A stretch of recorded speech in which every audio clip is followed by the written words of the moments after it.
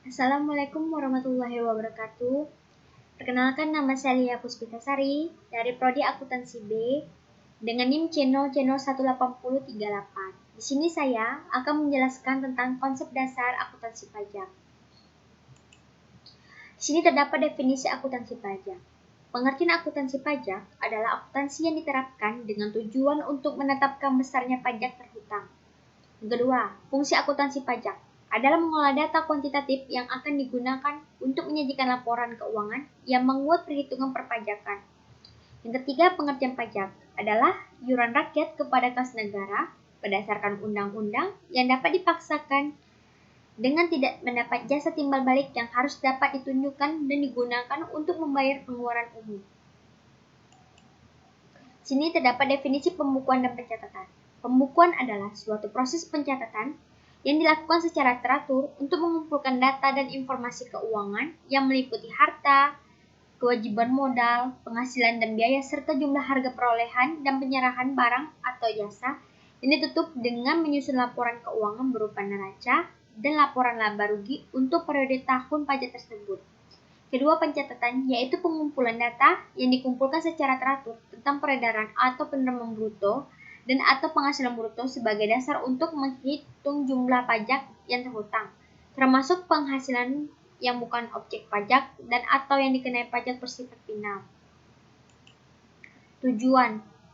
Di sini terdapat tujuan penyelenggaraan pembukuan atau pencatatan. Yang pertama, tujuannya adalah untuk mempermudah pengisian SPT, perhitungan penghasilan kena pajak, perhitungan PPN dan PNBM, dan penyelenggaraan pembukuan juga untuk mengetahui posisi keuangan dan hasil kegiatan usaha atau pekerjaan bebas.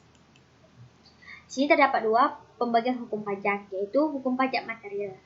Hukum pajak material itu merupakan norma-norma yang menjelaskan keadaan perbuatan dan peristiwa hukum harus dikenakan pajak, siapa yang harus dikenakan pajak, dan berapa besar pajaknya. Kedua, hukum pajak formil merupakan peraturan mengenai berbagai cara untuk mewujudkan hukum material menjadi suatu kenyataan.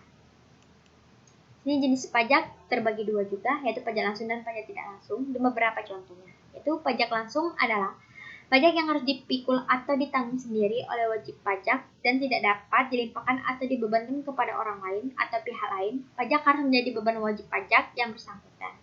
Contohnya, pajak penghasilan (PPh). PPh dibayar atau ditanggung oleh pihak-pihak tertentu yang memperoleh penghasilan tersebut. Yang kedua, pajak tidak langsung adalah pajak yang dimaksudkan untuk dilimpahkan oleh yang membayar pajak kepada pemikul. Jadi pajak ini dapat dilimpahkan atau dibebankan kepada pihak lain, dengan kata lain, orang yang bertanggung jawab atas administrasi pajak dan pemikul pajak terpisah. Contohnya, pajak penambahan nilai (PPN). PPN terjadi karena terdapat penambahan nilai terhadap barang atau jasa. Menurut sifat, pajak itu terbagi dua, subjektif dan objektif. Pajak subjektif adalah pajak yang pengenaannya memperhatikan keadaan pribadi wajib pajak atau pengenaan pajak yang memperhatikan keadaan subjeknya. Contohnya, pajak penghasilan (PPh) dan PPh terdapat subjek pajak orang pribadi atau diri sendiri. Kedua, pajak objektif adalah pajak pengenaannya memperhatikan objeknya baik berupa benda, keadaan, perbuatan, maupun peristiwa yang mengakibatkan timbulnya kewajiban membayar pajak tanpa memperhatikan keadaan pribadi subjek pajak dan tempat tinggal. Contohnya, pajak penambahan nilai (PPN), pajak penjualan atas barang mewah, pajak bumi dan bangunan (PBB). Sekian dari saya. Apabila ada kesalahan, saya mohon maaf. Wabillahi taufiq wal hidayah. Wassalamualaikum warahmatullahi wabarakatuh.